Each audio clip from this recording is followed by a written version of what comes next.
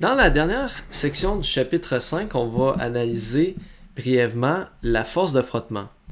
Dans la vie de tous les jours, la force de frottement, c'est une force qui est omniprésente et dont il est très difficile de s'affranchir.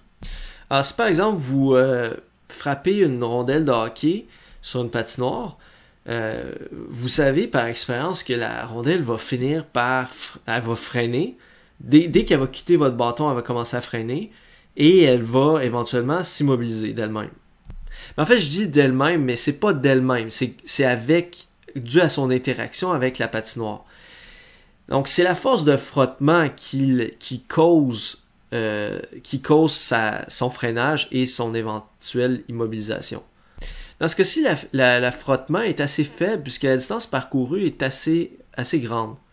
En passant, un synonyme de frottement, c'est friction. Si on pouvait éliminer complètement la friction, que ce soit la friction entre la rondelle et la patinoire, mais aussi la résistance de l'air, donc si on le faisait dans le vide, la rondelle poursuivrait sa course indéfiniment, sans jamais ralentir. Selon la première loi de Newton. Donc, juste à cause de son élan, la rondelle ferait juste persévérer dans son état de mouvement indéfiniment, jusqu'à temps qu'elle subisse une force résultante. Alors, la plupart des objets autour de nous subissent, lorsqu'on est en contact avec une surface, on subit généralement justement une force qui s'oppose au mouvement par rapport à la surface. Et c'est ça qu'on appelle la force de frottement. La force de frottement est une force qui s'oppose au mouvement relatif de deux objets dont les surfaces sont en contact. Dans le fameux truc, ici, la demoiselle, elle tire la nappe, mais très très vite. Et ça, ce truc-là, c'est que la nappe est tirée tellement vite que le frottement n'a pas le temps de faire bouger les objets qui se trouvent sur la table de manière appréciable, donc ils restent à peu près sur place. Mais on sait que pour que le truc fonctionne, il faut que le mouvement se fasse très très très vite.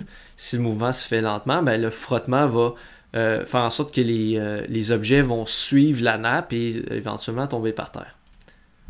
On pourrait penser que le frottement est toujours nuisible au mouvement, mais ce n'est pas vrai. C'est parfois vrai. Donc si par exemple on parle d'un avion qui est en vol, alors l'avion effectivement subit un frottement, le frottement de l'air, et qu'on appelle aussi la résistance de l'air. Et ça, c'est une résistance qui est très importante dans ce cas-ci parce que l'avion va tellement vite. Et effectivement, dans ce cas-ci, ça nuit à son mouvement. Le frottement de l'air ou la résistance de l'air, clairement, nuit au mouvement de l'avion. Autrement dit, si ce frottement-là n'était pas présent, il pourrait aller plus vite. Mais en même temps, l'avion ne pourrait pas voler dans le vide non plus. Donc ça lui prend le support de l'air pour voler, pour créer la portance sur les ailes. Donc dans ce cas-ci, c'est clair que la résistance de l'air nuit au mouvement.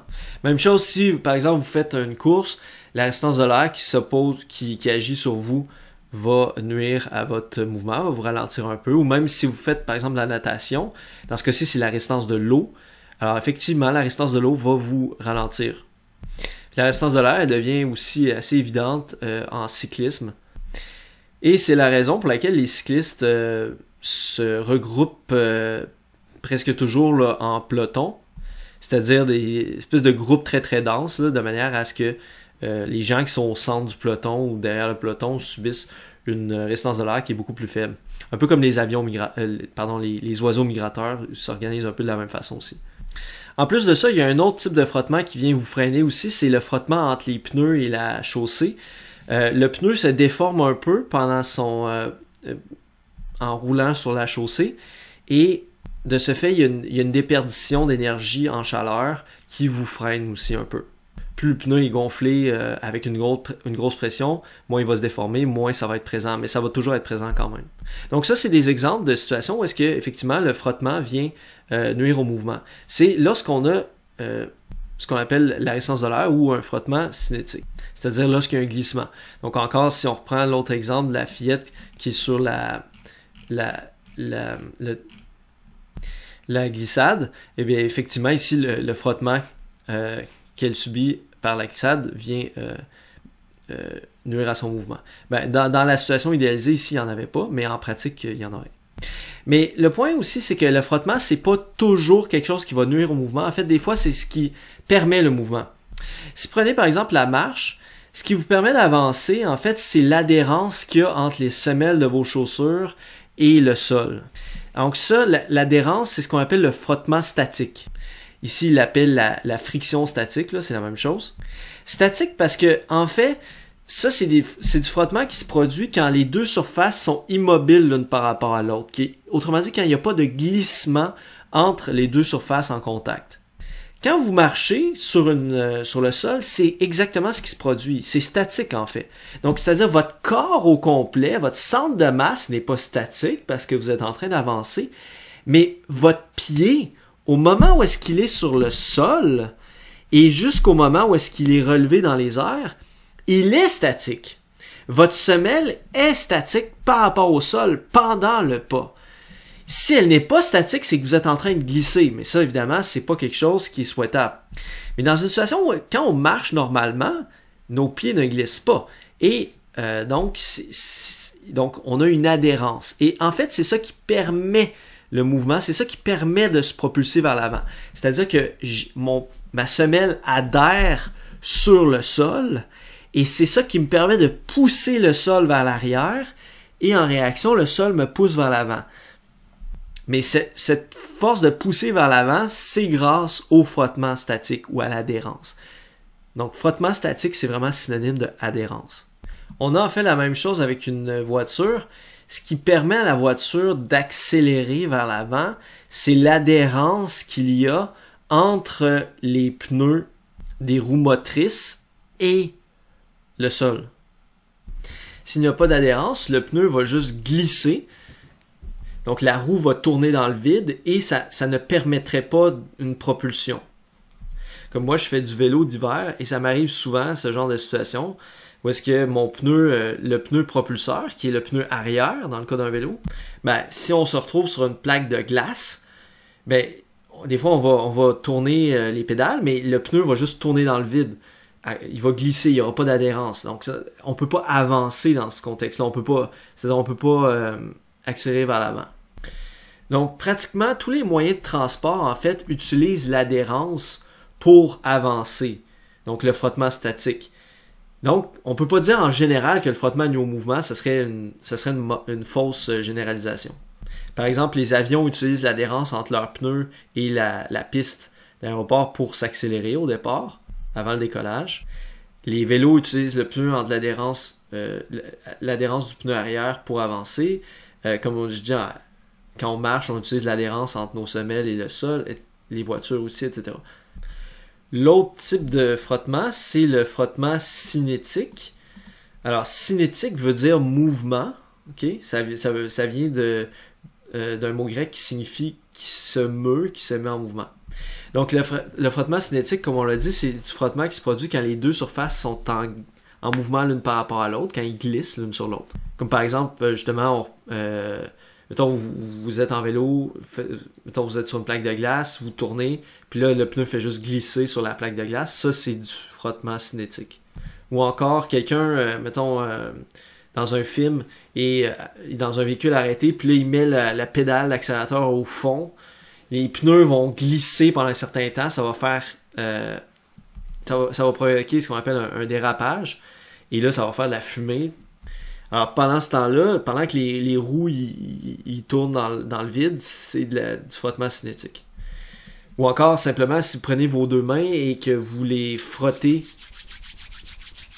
comme ça l'une sur l'autre, c'est du frottement cinétique. Le frottement cinétique a une propriété de générer de la chaleur. D'ailleurs, la meilleure façon de le constater, c'est justement de frotter les mains l'une contre l'autre. Et vous allez vous rendre compte assez rapidement que ça dégage de la chaleur. Et ce n'est pas le cas pour le frottement statique. Okay? Le frottement statique ne génère pas de chaleur. C'est ça la nuance. C'est une nuance importante. Donc, autrement dit, le frottement statique ne produit pas de déperdition d'énergie. Tandis que le frottement cinétique, oui. Le frottement cinétique produit une déperdition d'énergie en chaleur.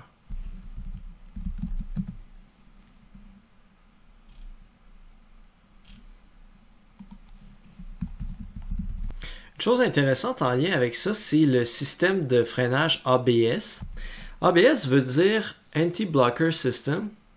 En fait, c'est un système qui empêche les roues de bloquer lors d'un freinage abrupt. Pourquoi on veut empêcher les roues de bloquer lorsqu'on est en voiture et qu'on fait un freinage abrupt? C'est que si les roues bloquent, la voiture devient comme un bloc finalement. C'est comme un bloc qui glisse.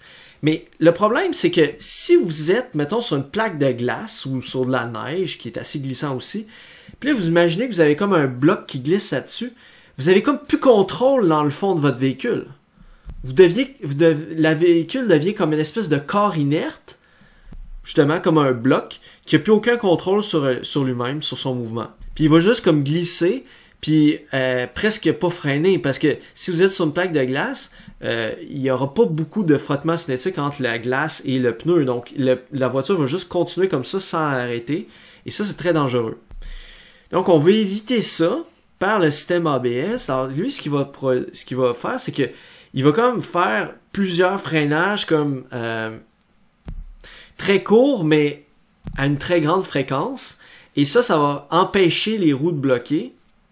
Donc, autrement dit, les roues vont continuer à tourner et le conducteur du véhicule va pouvoir conserver le contrôle et freiner beaucoup plus avec une distance de freinage beaucoup plus courte que s'il faisait juste déraper et que ses roues étaient bloquées. Alors, c'est un système qui fonctionne très bien et qui est devenu très, très standard maintenant dans l'industrie automobile. Un petit passage ici sur la physique au quotidien que je trouve intéressant. Si on regarde encore la physique d'une voiture, est-ce qu'on veut diminuer le frottement ou augmenter le frottement sur une voiture? Ben, ça dépend de quoi on parle. Si on parle à l'intérieur du moteur, par exemple, ben oui, ok, il y a beaucoup de pièces mobiles dans un moteur, on veut que ces pièces-là glissent vraiment le plus aisément les unes sur les autres pour pas perdre d'énergie inutilement.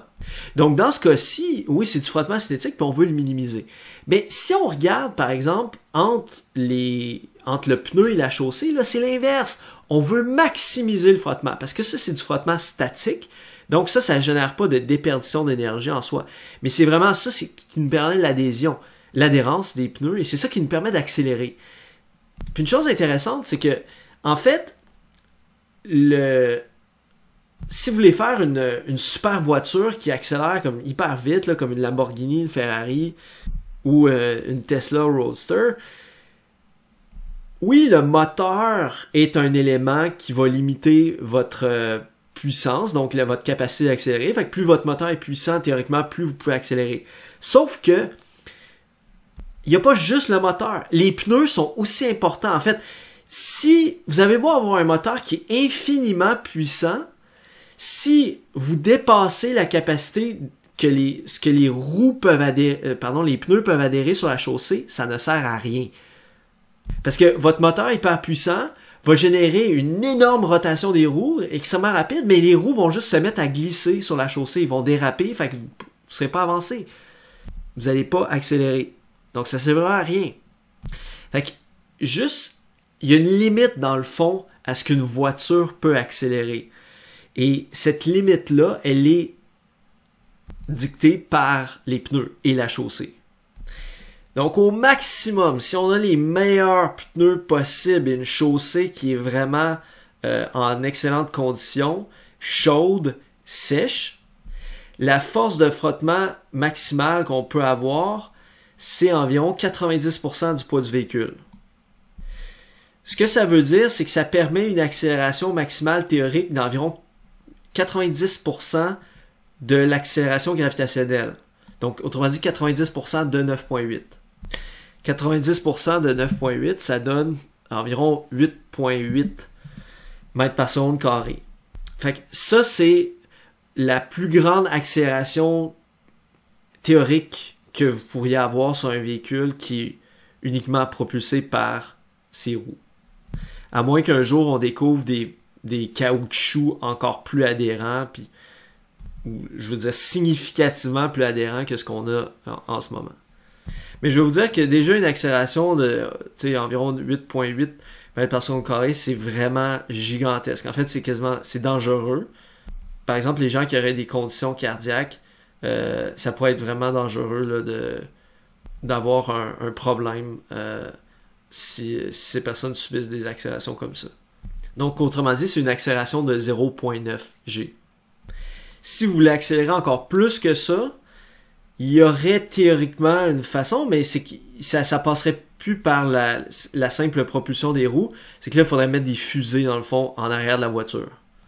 Parce que si on met des fusées en arrière de la voiture, là, la propulsion n'est plus simplement assurée par les pneus. Donc là, il n'y aurait pas de limite vraiment.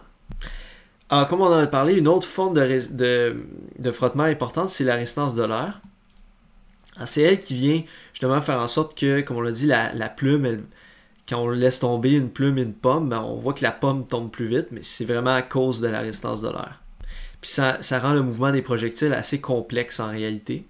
C'est ça qui, par exemple, permet à un lanceur de baseball de faire une balle courbe. C'est la résistance de l'air. Sans résistance de l'air, comme si par exemple le lanceur était sur la Lune, il ne pourrait pas faire de balle courbe. En l'absence de résistance de l'air, une balle peut juste suivre une trajectoire purement parabolique. Les joueurs de tennis vont aussi utiliser des effets sur la balle et ça grâce à la résistance de l'air, ça va un peu modifier le mouvement de la balle. Encore une fois, la résistance de l'air, c'est pas quelque chose qui est toujours nuisible. Prenez les sauteurs en parachute, c'est la résistance de l'air qui leur permet de survivre.